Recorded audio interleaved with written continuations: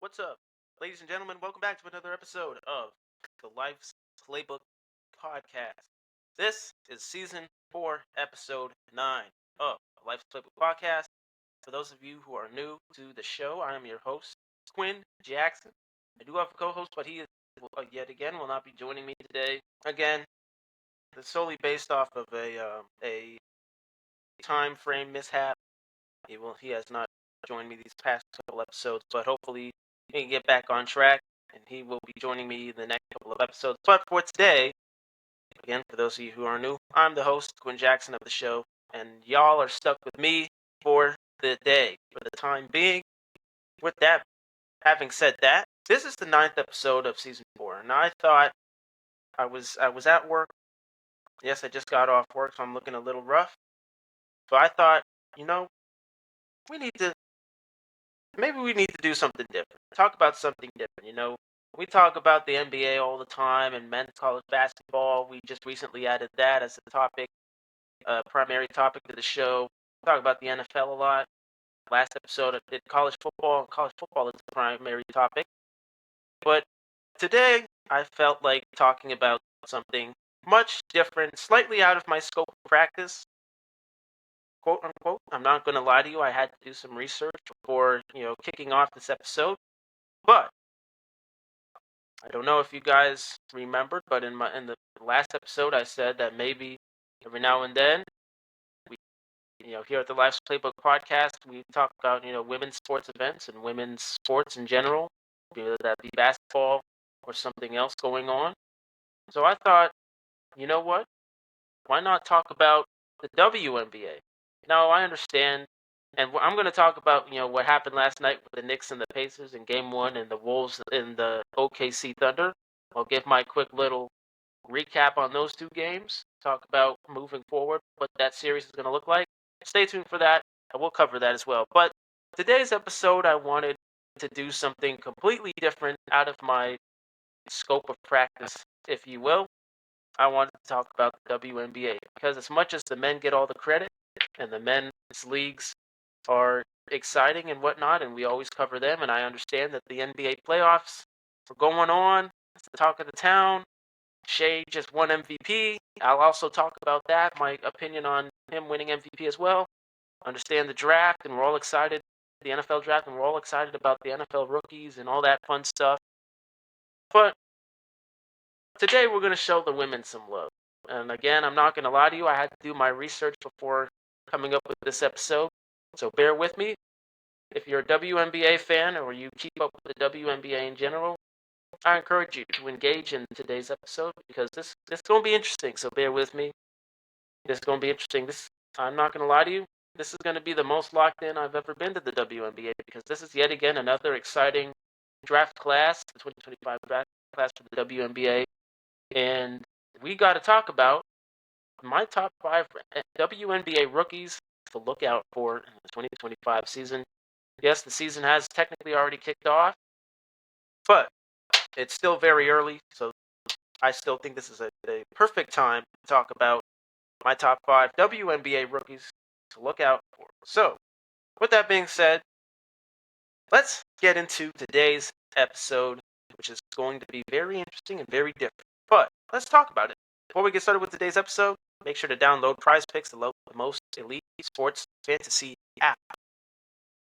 Let's talk about it. Let's start with my quick little recaps of the Western Conference Finals Game 1 and the Eastern Conference Finals Game 1, as well as Shea winning MVP. What exactly does that mean for the Thunder in terms of a franchise, and what does that mean for him? So let's start with the Western Conference Finals Game 1, since that one started first. That was the 20th. Game 1 was at 8:30. The Thunder absolutely smoked the Timberwolves. I'm sure we've all seen it at this point. At this point, I'm just giving my own consensus and my own opinion on it. And I am still rocking with the Wolves to win the series, but Timberwolves, that's not the way to start the series, if I'm being honest. That is not the way to start the series, if I'm being honest, getting punched in the mouth like that. I get it. Shea is great at foul baiting. He's great at creating shots and creating contact and getting a lot of questionable calls that can turn into a lot of game-changing points. if I'm being honest, you guys, shooting-wise, have to do better, and you can't have 18 points in Game 1. All right? That better be the last time you ever score under 20 points in this series. Because if you continue to play like that, the Wolves have no chance. But, props to OKC. They bullied the Timberwolves defensively. And again, offensively, they were connecting on their shots. Free throws were a big part of that, and I get it. I get the controversy.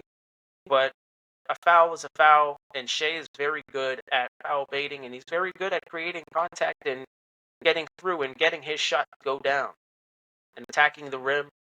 So I can't hate too much on him specifically, but I can say Timberwolves, I'm still rocking with the Timberwolves to win the series. All right, I think this is going to be a Game 7 series.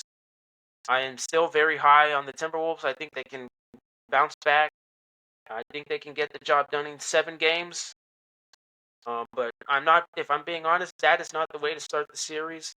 I don't think that Game 1 is going to tell the tale. Just like I said for the Pacers-Bucks, when the Bucks got smacked in Game 1, I thought that wasn't going to tell the tale of that series. I was wrong. However, this is the Western Conference. It's a lot tougher.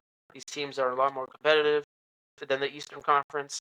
I do not think that Game 1 is going to tell the tale of this series. I still have the Timberwolves going strong here and coming out of this series. But, Timberwolves, you cannot start the series like that. That better be the last time we see Ant with under 20 points, because he's going to be, him and Julius Randle, they're going to be big problems if they can figure it out and they can lock in this series. If they don't, they will be a big problem for their own team when they get bounced to Cancun. And I hope that doesn't happen, because I would love to see Ant in the finals and possibly win his first ring. And yes, there will be an episode breaking down the finals. There will be a preview episode talking about the finals for the NBA. So, Timberwolves got to do better. Again, not taking anything away from OKC, because they play great, good basketball overall. Not a good way to start the series, Timberwolves. Got to do better in Game 2. We'll see. If OKC wins Game 2, especially in the same fashion that they won Game 1, it's time to hit the panic button. I'm not going to lie to you, Timberwolves fans. If OKC stomps you guys again in Game 2, it's going to be time to hit the panic button. But I doubt that's going to happen. So let's go, Timberwolves. It's time to lock in. This is the Western Conference Finals. You guys haven't been to the finals just yet. Let's get the job done. Let's get over the hump. Let's get to the finals. Moving on to the Eastern Conference Finals game, which was a lot closer, a lot more entertaining, I would say, and a lot more gut-wrenching. If you're a Knicks fan, it was a lot more gut-wrenching. Because the Knicks lost that game last night. Game 1 was last night. Same time as the Western Conference Finals, 8:30. Oddly enough, I'm a Cavs fan, and I know the Pacers bounced us, and I'm still salty as heck about that. But I cannot deny the Pacers are legit this year. Halliburton is legit, even on his off nights. I am rocking with the Pacers to win this series. This is also going to be another Game 7 series. I think this is going to go down to the wire. Game 1 is definitely, for this series, the Eastern Conference Finals, Game 1 is definitely going to tell the tale of this series. I think it's going to be close like this in every single game. I don't think there's going to be a single blowout game in this series. Props to the Pacers and props to Tyrese for dropping 31 and the clutch game-winning shot. Props to Andrew Nesmith for dropping 30 as well. He was a big reason. That 30 bomb from Nesmith was a very big help and push for the Pacers' late resurgence, as they had to come back from a 17-point lead to force it into overtime. And then Halliburton hits the game-winning clutch shot, and he hit the Reggie Miller choke. I'm going to agree with Reggie Miller. Hey, Halliburton, that was quick. That was a little too soon to be doing that. Maybe in the Game 7, if you had won in that fashion, that would be appropriate time. But Game 1, I don't know, a little premature to be hitting that celly that early. But I definitely think the way that this game one went, it's going to tell the tale for this series, as opposed to the Western Conference Finals. I don't think that blowout win is going to tell the tale of that series, but I do think the way the Game One Eastern Conference Finals game went down last night, I think that's going to be the series moving forward. I think the Knicks can rebound, and I think they will, but I'm rocking with the Pacers. As much as I'm a Cavs fan and I'm still salty as heck that they bounced us that badly, and it was pretty bad. They bounced us pretty bad. I'm rocking with the Pacers. So Pacers, let's get the job done. And I am calling this. I guess this is gonna be my way too early NBA Finals matchup prediction. I am calling a Wolves Pacers NBA Finals, and we will see if what I said stands correct. But Knicks, very, very heartbreaking and very, very gut-wrenching. You guys will rebound, so don't worry. You guys will rebound, for sure. Both of these series will be Game 7 series. But Timberwolves, let's bounce back. Knicks, you guys are going to bounce back. And Pacers, let's get the job done. Coming from a Cavs fan. Let's go Pacers. With that being said, we have some more important news to discuss, and that is with, yet again, OKC, the number one seed in the West. The man, the myth, the legend, the leader himself, Shai Gilgeous-Alexander, wins MVP. And I know I made a video. I dropped an episode talking a little bit about who I thought was going to win MVP, and I'm pretty sure that the clip is still out there. And I was rocking with Shai to win it. I'm gonna have to see if I can dig up that clip. And I am so if for anybody that is calling me a bandwagon person, suddenly thinking that I was not Team Shai in the beginning, I was Team Shai to win MVP. There are clips out there of me saying that, so I gotta dig them up. But I was rocking with Shai to win it this year. To me, it just made sense. To me, I also think it was voter fatigue, and to me, they were also the committee was also taking a very good look at the series against Denver and to see which MVP was really going to show up. Shai ultimately showed up more frequently than Jokic. I'm not saying Jokic had a bad series. He didn't even have a bad playoff run. He didn't even have a bad year. I would have understood if Jokic won, and I would have understood the arguments for Jokic if he had won it. But I'm not going to deny. I'm not going to deny that in the OKC series, he wasn't the best. He didn't play his best. I think that was arguably the worst we've seen Nikola Jokic. And I understand it too. His team basically has no depth. There's no help on that bench. He's playing every other night, so he doesn't have a lot of rest. He wasn't shooting the best. I understand all the problems that were presented and that were there. But still, I think the committee was looking heavily into that series against Denver. And I think that series definitely swayed the voters to picking SGA to win MVP. I think it's well earned. I think SGA was going to win one in his career, and he won one. I think it's well earned. It's rightfully so. I know everyone is going to call him a free throw merchant from here on out, but again, he's good. SGA is good at creating shots. He's good at foul baiting. He's good at attacking the basket to bait those fouls. He's good at drawing contact. Are they questionable at some times and some moments during the game? Yes, they are. But that's basketball. It is what it is. But I think it's well earned that Shai won MVP. He is Himothy, and we will see if he leads OKC to their first ever. Well, I wouldn't say it's the first ever because when they were the Seattle Sonics, they did make the finals in years past. I don't think they've ever. Again, I'm a youngster, all right, so I don't know everything about the Seattle Sonics era. So old heads, correct me if I'm wrong. If in the Seattle Sonics era, if they ever won the finals, but to my knowledge, I don't think they have. So this would technically be the first finals appearance, and if they win it, the first ring in franchise history. And Shai would be a part of that.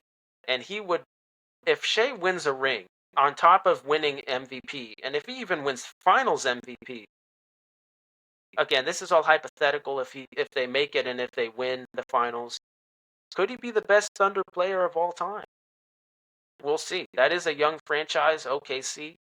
There's not a lot of, I wouldn't say there's not a lot of, you know, there's a lot of bad players, but there's definitely, when you think all time on OKC, there's definitely not that many names you could bring up on an all-time OKC team. But if Shea, did go all the way and ends up winning, he could be the best Thunder player in franchise history. But those are discussions for another day. Shea, I was rocking with Shea to win it. Y'all go find the clip before y'all start calling me bandwagon. Go find the clip of me saying that. I know it's out there because I know I made an episode on it. So, congrats to Shea.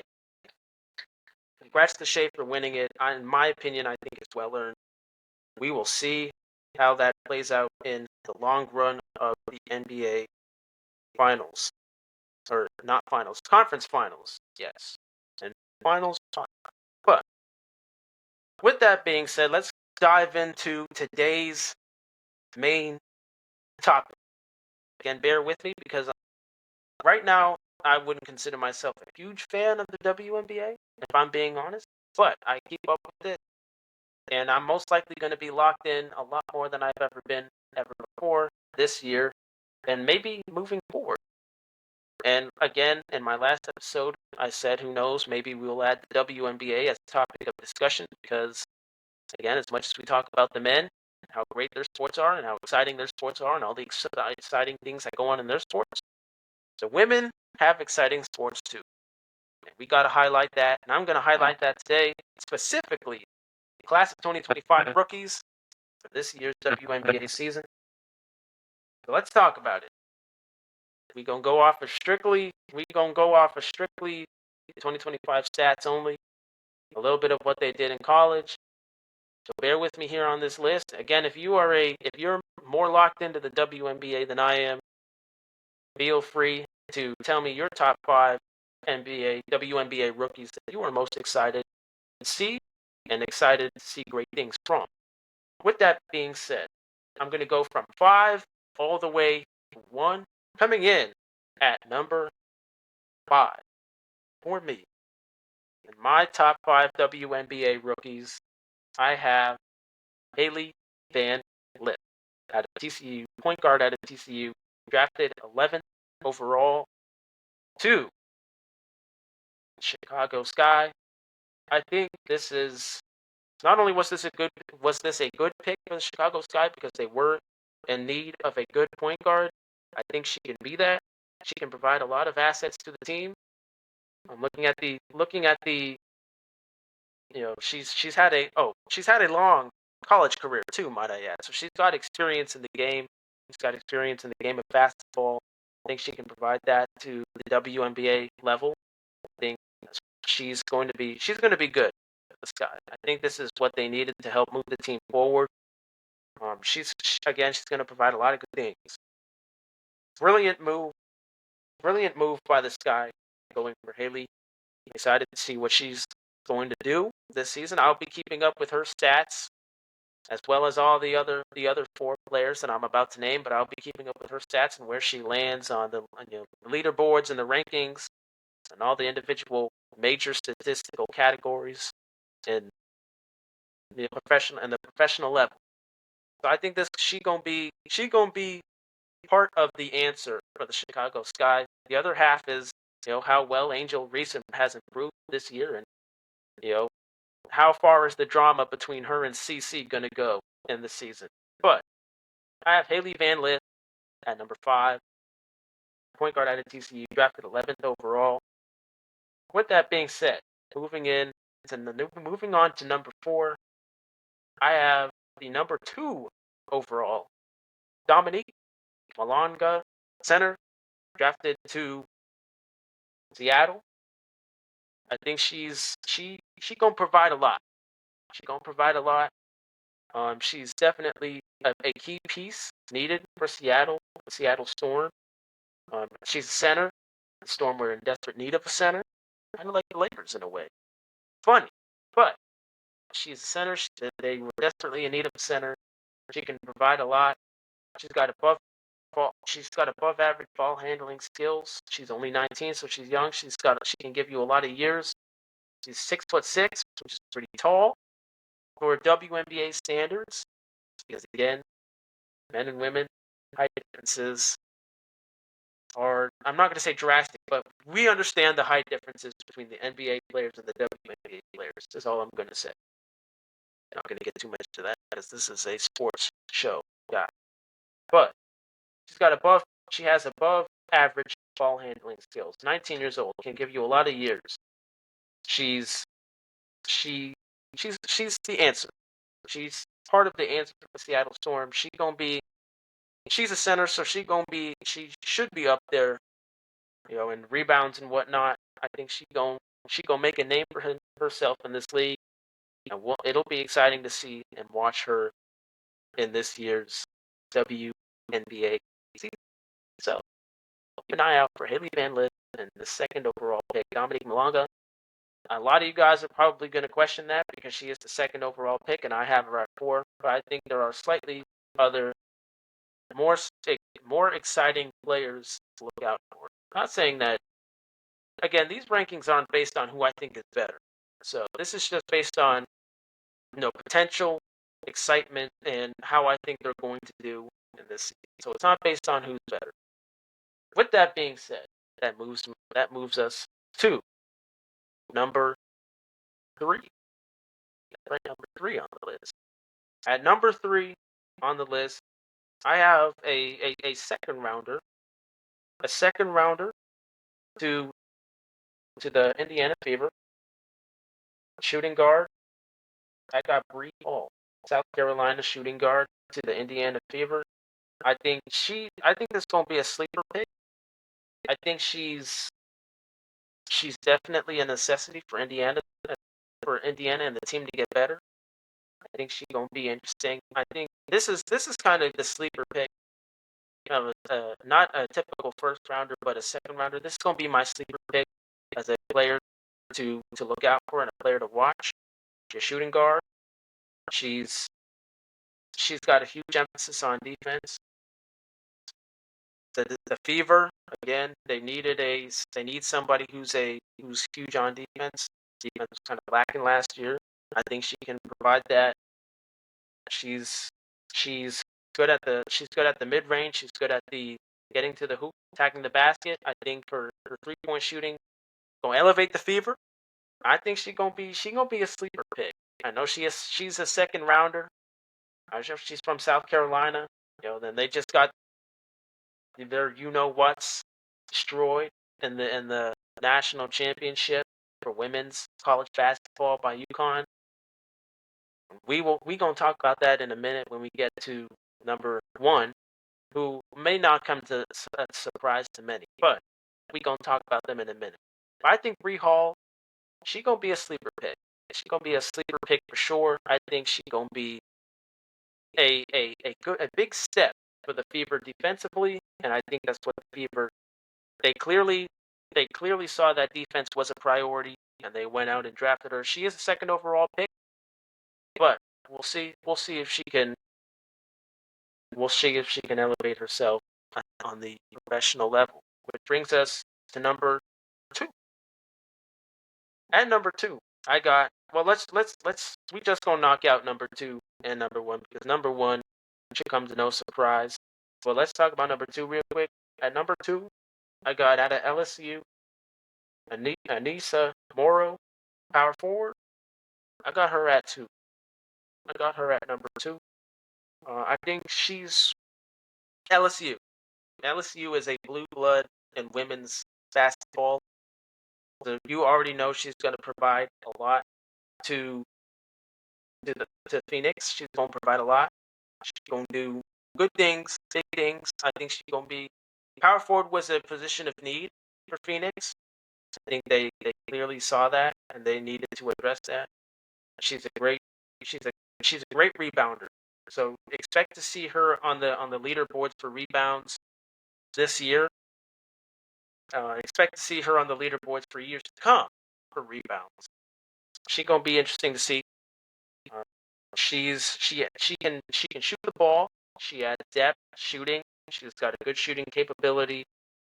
She is 6'1", so she's a little slightly undersized for a power forward in the WNBA. But I think she gonna make up for that. She gonna make up for that. She gonna make up for that with her not only her defense, but her shooting capabilities, and also with her rebound capabilities. So she gonna make up for a lot of that. An interesting fact about her: she's she is the only other player outside of Courtney Paris to have more career double doubles in NCAA history. So, interesting fact about you know Anissa Morrow: she gonna give you points. She gonna give you some good nights. And I think depending on what her minutes look like, I think if she develops, she gonna give you some good nights. She gonna give you some good numbers. So I think Phoenix got themselves a good one. Got themselves a good one. It'll be interesting to see where she lands and what she looks like going down the season, because it's a long WNBA season. So it's gonna be interesting. But I got her at 2, and number 1 really comes to no surprise. That's Paige Bueckers, arguably another. Now I'm not gonna try to race bait this, but she is arguably another big known white female WNBA player now stepping into the league. I think she's good for not only the ratings, but she's good for the game itself. She's a champion. She was on the UConn squad that dominated South Carolina, so she's got that championship mentality. She's got that championship blood. Obviously, the collegiate level is not the same as the professional level, and the intensity and the toughness and the grit is vastly different. But she's a champion nonetheless. She's going to bring that championship mentality as a rookie. This was a very good pick for Dallas. Ironic enough, she was the first overall pick for Dallas, for the Dallas Wings. The Dallas Mavericks have the first overall pick, so it's going to be interesting to see if they actually do go with Cooper Flag, which they probably will. So Dallas going to have not only Paige as the number 1 overall, but they're going to have Cooper Flag as the number 1 overall. Think about that for a sec. Dallas basketball is eating right now. If I'm being honest, Dallas basketball is about to eat right now. I think Paige is going to eat as well in this league. I think she's a champion. She's not only going to be good for the ratings, but she's going to be good for the game itself. She's got that mentality. She's accurate. She's a point guard, which is exactly what Dallas needed. She's accurate. She knows how to put teammates in the best situations to succeed, so she can create shots for not only herself but for her teammates. So look to see her on the and actually right now she's number 1 right now on assists. She's got 10 assists right now. She's leading the league right now in assists. So she's going to get the team involved, and that's exactly what you need in the WNBA and really in any team sport. You need to get not only your teammates involved, but you got to have good nights yourself. So she gonna get your teammates involved. This comes to no surprise. She's gonna maybe not to the same degree as Caitlin Clark, but she's gonna definitely help revolutionize the game. She's definitely gonna help move things forward, move the ratings forward, and she will definitely be a very exciting player to see. She could be a WNBA Rookie of the Year. We could see that. We could not. But I highly doubt it. She's got all the popularity in the world. She's stepping into a league that is desperate for stars, a league that is desperate for ratings. I think she can do that. She can not only help the Dallas Wings move forward, but she can help the league move forward and generate. So, with that being said, again, bear with me here. I know this is kind of out of our scope of practice. But again, it's never too late to dive into different sports and talk about different sports. And again, the possibility of the WNBA being a primary topic for the show is not out of the picture. Not out of the picture. Again, we at the Life'sPlaybook podcast will always make sure to give female athletes their recognition. We may even do predictions every now and then on women's college basketball and the WNBA. We may even do a prediction on the WNBA playoffs. So we'll see. We'll see what that looks like down the line. But that is my top 5 most exciting rookies to see and rookies to watch out for in this year's WNBA season. With that being said, if you're obviously a more experienced and much bigger WNBA fan than I am, feel free to share information with me that I may have missed out on or left out. Feel free to tell me your most exciting top 5 WNBA rookies to look out for. With that being said, I will catch you guys next Tuesday for Season 4, Episode 10. We are approaching Season 5. Till then, peace out.